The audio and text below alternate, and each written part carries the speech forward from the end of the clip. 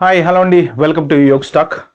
Really thank you so much అండి. మీ అందరూ ఎవరెవరైతే నాకు అసలు నిన్న పెట్టిన వీడియోకి చాలా పాజిటివ్ కామెంట్స్ అయితే వస్తున్నాయి. అందరికీ అంటే ఇప్పటిదాకా కొంచెం భయపడ్డ వాళ్ళు కూడా మాకు ధైర్యం వచ్చిందండి అని అన్నారు. బేసిక్గా అదేనండి, మెయిన్ ఏంటంటే భయపెట్టకూడదు. వీలైనంత వరకు అందరికీ అన్ని ఏం జరుగుతున్నాయో చెప్తే ఎలా జాగ్రత్త పడాలో వాళ్ళు ట్రై చేస్తారు. So okay, without wasting time ఇవాళ వీడియోలోకి వెళ్తే, నేను ఈ వీడియోలో ఒక 3-4 టాపిక్స్ కవర్ చేద్దాం అనుకుంటున్నా. అంటే నాకు ఒక 2-3 కామెంట్స్ వచ్చాయి. ఆ కామెంట్స్కి వాళ్ళు అడిగినవి కవర్ చేసి నెక్స్ట్ ఏం చెప్దాం అనుకున్నా చెప్తాను. సో నేను చెప్పినట్టే లాగ్ అనుకోకండి. సో ఒక్కసారి వీడియోలోకి వెళ్ళే ముందు చాలా మంది ప్లీజ్ అండి సబ్స్క్రైబ్ చేసుకోకుండా చూస్తున్నారు. వీడియో అయితే వైరల్ అవుతుంది, నాకు పాజిటివ్ కామెంట్స్, బోల్డ్ కామెంట్స్ వస్తున్నాయి, కానీ చాలామంది సబ్స్క్రైబ్ చేసుకోవట్లేదు. ప్లీజ్ అండి, మీరు దయచేసి నా వీడియోలు ఏమున్నా సరే మీకు ఎప్పటికప్పుడు ఇన్ఫర్మేషన్ రావాలి అంటే మీరు సబ్స్క్రైబ్ చేసుకోండి. ఎందుకంటే మీరే కాదు, ఇప్పుడు మీకు ఈ వీడియోతో సంబంధం ఉన్నా లేకపోయినా మీకు కొంత నాలెడ్జ్ వస్తుంది. అలాగే మీ చుట్టూ ఉండే ఒక నలుగురికి ఎవరికైనా యూజ్ అవ్వచ్చు కదా. కాబట్టి ప్లీజ్ సబ్స్క్రైబ్ చేసుకోండి, నచ్చితే షేర్ చేయండి, అలాగే నాకు లైక్ ఇవ్వటం మాత్రం మర్చిపోకండి. సో ఇంకా ఇవాళ వీడియోలో గనక వెళ్తే, ఫస్ట్ బర్త్ రైట్ సిటిజన్షిప్ ప్రస్తుతానికి ట్రంప్ ఓడిపోయాడనే చెప్పుకోవాలి. ఎందుకంటే రాగానే టకా ఎగ్జిక్యూటివ్ ఆర్డర్ సైన్ చేయటము, అందరూ ఇంకా అయిపోయింది ఆశలు అయిపోయినాయి, అమెరికాలో పిల్లలు పుడితే పరిస్థితి ఏంటని కొంతమంది పరుగులు పెట్టి డాక్టర్ల దగ్గరికి వెళ్ళి కోసేయండి, తీసేయండి, మాకు 19 లోపు పిల్లోళ్ళు బయటకు రావాలి అని చెప్పేసి సి సెక్షన్ కోసం పరుగులు పెట్టారని రకరకాల వార్తల మీద ఫైనల్గా ఎటు వచ్చినా ఓవరాల్గా ఒక 4 కోర్టులు, 1 by 1 కోర్టు, 1 ఫెడరల్ కోర్టు, 1 ఫోర్డల్ కోర్టు, అలా ఒక 4 ఫెడరల్ కోర్ట్స్ మాత్రం దీని మీద ప్రస్తుతానికి బ్లాక్ పెట్టేసినాయి. ఒక కోర్టు అయితే ఫైనల్గా మొత్తానికి అసలు నేషన్ వైడ్గానే బ్లాక్ పెట్టేసేసింది. ఇప్పుడు దాని మీద వీళ్ళు ఎవరైతే ట్రంప్ వాళ్ళ మళ్ళీ కోర్టుకి వెళ్తే వాళ్ళు ఏమన్నారంటే, ప్రస్తుతానికి మేమైతే ఈ బ్లాక్ని అయితే లిఫ్ట్ చేయము. సో ఇది ఎగ్జిక్యూటివ్ ఆర్డర్ అనేది అగైనెస్ట్ టు ద మన కాన్స్టిట్యూషన్ అని చెప్పేసి వాళ్ళు చెప్పడం జరిగింది. సో ఇప్పుడు ట్రంప్ ఏమంటాడంటే, ఓకే వెళ్తాము, ఫర్దర్గా వెళ్తాము, ఎంత దూరం అయినా వెళ్తాము, ఎక్కడికైనా వెళ్తాము, తేల్చుకుంటాం రా ఈసారి చెరువు మాదో ఈ గెలుపు మాదో అని అన్నట్టు ఎక్కడికైనా వెళ్తాం తేల్చుకుంటాం అంటున్నాడు. సో ఫైనల్గా ఇది అటుపోయి ఇటుపోయి ఆ కోట్లు ఈ కోట్లు అన్ని బొంగ చివరికి సుప్రీంకోర్టుకి అయితే వెళ్తుంది. ఇక ఫైనల్గా సుప్రీంకోర్టు వాళ్ళు ఏం చేస్తారు అనేది మాత్రం ఇంకా అది చెప్పలేము. ఎందుకంటే వన్స్ సుప్రీంకోర్టుకి వెళ్తే బేసిక్గా ఎలా ఉంటుందంటే వాళ్ళు మొత్తం తవ్వుతారు. ఇక 1860లోకి రాసిన కాన్స్టిట్యూషన్ 14 అమెండ్మెంట్లో ఏం రాశారు, దాంట్లో ఏం లైన్స్ ఉన్నాయి, ఎందుకు రాశారు, రీజన్ ఏంటి, ట్రంప్ చెప్పింది న్యాయమా ధర్మమా, లేకపోతే ఆపేస్తే కంట్రీకి ఏమన్నా లాభమా అంటే వాళ్ళు అన్ని కోణాల్లో ఆలోచిస్తారండి. ఇప్పుడు ప్రెసెంట్ లోయర్ కోర్ట్స్ ఏం ఆలోచిస్తాయి అంటే, వాళ్ళు ఓన్లీ కాన్స్టిట్యూషన్ చూస్తారు, సో ఇచ్చిన ఎగ్జిక్యూటివ్ ఆర్డర్ చూస్తారు, బేసిక్ లెవెల్లో వాళ్ళు చూస్తారనమాట. సో అదే సుప్రీంకోర్టు అయితే కొంచెం డీటెయిల్డ్గా వెళ్ళి చూస్తారనమాట. సో బేసిక్గా చెప్పాలంటే ప్రస్తుతానికి అయితే అదైతే బ్లాక్లో ఉంది. సో ఎవరైనా ఇప్పుడు పుట్టే పిల్లలకు మాత్రం యాజ్ యూజువల్గా బర్త్ రైట్ సిటిజన్షిప్ వస్తుంది, వాళ్ళకి యూఎస్ పాస్పోర్ట్లు అయితే వస్తాయి. ఫర్దర్గా ఏం జరుగుతుంది అనేది మనకైతే తెలియదు. సో నెక్స్ట్ ఇంకొకటి ఏంటంటే, ఒక వన్ ఆఫ్ ద వ్యూయర్ కామెంట్లో మెన్షన్ చేశారు, అంటే నేను ఆల్రెడీ ఇది ప్రీవియస్ వీడియోలో కవర్ చేశాను, బట్ మళ్ళీ అడిగారు అనమాట. H1B మీద ఇండియా వెళ్ళిన వాళ్ళు తిరిగి మళ్ళీ యూఎస్ వచ్చేటప్పుడు ఉండే ప్రాబ్లమ్స్ ఏముంటాయి, వాళ్ళు ఏం జాగ్రత్త పడాలి అని చెప్పి అడిగారు అనమాట. H1 వాళ్ళు ఒకవేళ ఈ 12 months పీరియడ్ అయితే వచ్చింది కదా, అదొకసారి మీరు దాంట్లో ఉన్నారేమో అవుట్ సైడ్లో ఉన్నారో చూసుకోండి. ఒకవేళ అలా ఉంటే మాత్రం మీ హాలిడే ఎక్స్టెండ్ చేసుకోవాల్సిందే, మీరు ఇంటర్వ్యూ బుక్ చేసుకోవాల్సిందే. సో ఇంటర్వ్యూకి వెళ్తే ఎలా ఉంటుంది అనేది ఇంకా అది మన డిపెండ్స్ ఆన్ మన ప్రీవియస్ ట్రాక్ రికార్డ్ అండి. జెన్యూన్గా ఉంటే 100% ఏం కాదు, లేదు మన లెక్కల్లో కనుక లోగలు ఉన్నాయి పాస్ట్ అంటే మాత్రం డెఫినెట్గా ఏదైనా మనకి రిజెక్షన్స్ అయితే ఛాన్సెస్ అయితే ఉన్నాయి. బట్ వన్స్ పోర్ట్ ఆఫ్ ఎంట్రీలో హాలిడేకి వెళ్ళి మీరు పోర్ట్ ఆఫ్ ఎంట్రీలోకి వచ్చిన తర్వాత ఇప్పుడు ఏంటంటే బేసిక్గా కంపెనీలో ఇన్స్పెక్షన్స్ జరుగుతున్నాయి. సో కంపెనీ ఫేక్ కంపెనీయా జెన్యూన్ కంపెనీసా, మనం చేసే ఎంప్లాయరు అంటే పుట్టగొడుగుల్లాగా ఇష్టం వచ్చినట్టు కంపెనీలు పెట్టి ఇష్టం వచ్చినట్టు H1 అప్లై చేశారు. సో అసలు ఆ కంపెనీకి H1 అప్లై చేసే అర్హత ఉందా లేదా కూడా తెలియకుండా అప్లై చేశారు. ఇది యుఎస్ ఒక చోటనే కాదులేండి, యూకేలో కూడా చాలామంది రూమ్ తెరిచేసి వర్క్ పర్మిట్లు అప్లై చేసే సందర్భాలు ఉన్నాయి. సో కాబట్టి ఏంటంటే అది యుఎస్లో ఒక చోట జరిగింది అని అనుకోవటానికి లేదు, బట్ ఎవరి అవసరం వాళ్ళది అన్నట్టు కంపెనీల మీద ఇన్స్పెక్షన్స్ అయితే జరుగుతున్నాయి. ఆఫీసులకు వెళ్తే చెక్ చేస్తున్నారు. సో ఇవన్నీ ఉన్నాయి కాబట్టి పోర్ట్ ఆఫ్ ఎంట్రీలో మీరు పనిచేసే కంపెనీ జెన్యూన్ కంపెనీ అయితే మాత్రం మీకు ఎటువంటి ప్రాబ్లం లేదు.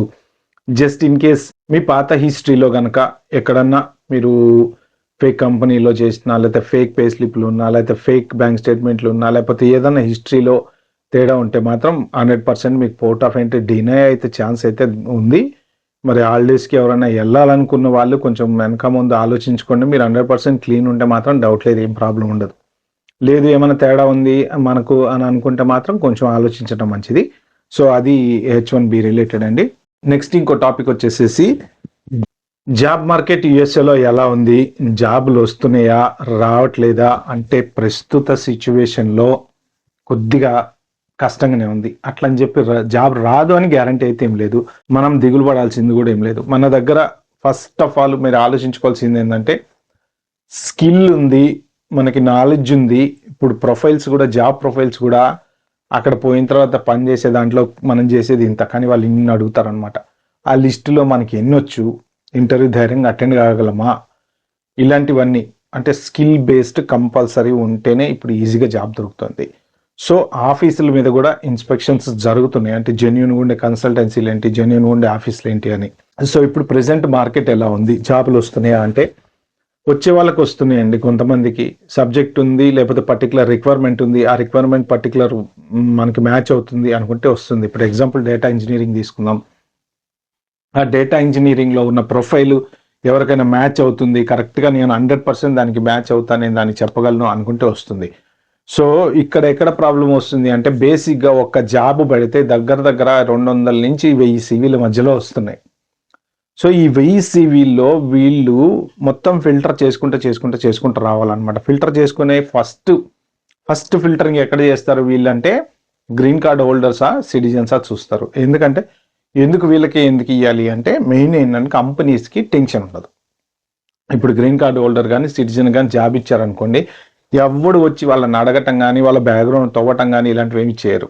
లేదు ఏ H1B వీడికో వాళ్ళకి ఇచ్చారు, ఆ పొరపాటున H1 వాళ్ళ ఎక్స్టెన్షన్కి వెళ్ళినప్పుడు కానీ లేకపోతే ఇంటర్వ్యూకి వెళ్ళినప్పుడు కానీ ఏమన్నా ట్రాక్ రికార్డ్ వాళ్ళు ఏమైనా బయటపడితే వాళ్ళని తవ్వుతా వస్తే వీళ్ళ కంపెనీ బాగోతాలు ఏమన్నా బయటపడతాయేమో అని అందరు కొన్ని కంపెనీలో లేనంటే, అంటే పెద్ద కంపెనీస్ ఆబ్వియస్లీ ఇలా చూడరు, కానీ రీజనబుల్ మీడియం సైజ్డ్ కంపెనీస్ ఏంటంటే ఆల్రెడీ ఇంతకుముందు ఏమన్నా చేస్తున్నా కానీ H1 వాళ్ళకి వేయడానికి భయపడతారు. సో ఫస్ట్ ఫిల్టర్ సెక్షన్లో H1 కానీ గ్రీన్ కార్డ్ కానీ.